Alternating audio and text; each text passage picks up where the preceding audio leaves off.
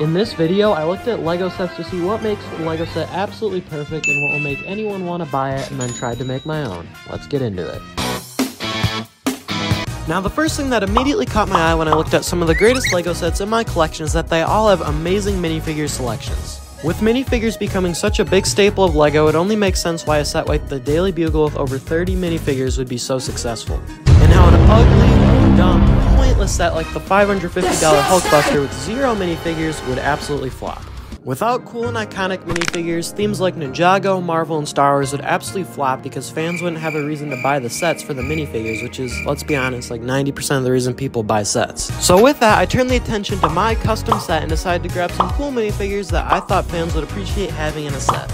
So this is the hero lineup I decided on. Obviously in the real MCU this would make no sense, but it would be kind of fun for a set. And for the villain, I decided to go with the most NPC choice I could think of, Thanos. And then I also threw in a Shatari warrior because let's be honest, that's what Lego would do.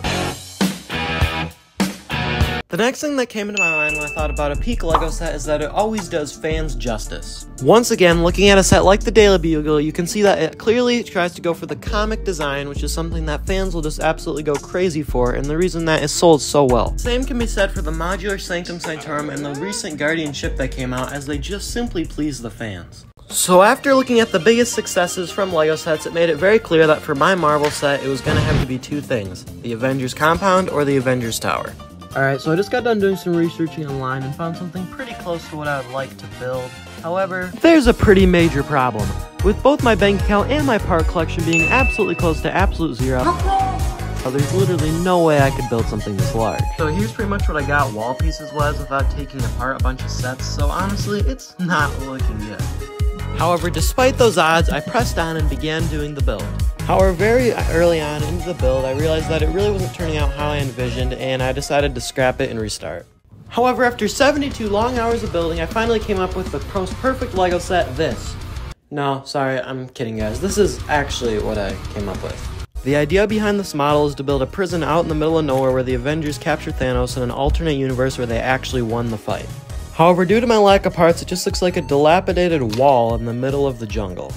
So it's pretty safe to say in the end, this build is a massive fail. In the end, despite my absolute perfect minifigure selection due to my lack of creativity and, more importantly, lack of parts, this build was nowhere near the best Lego set of all time.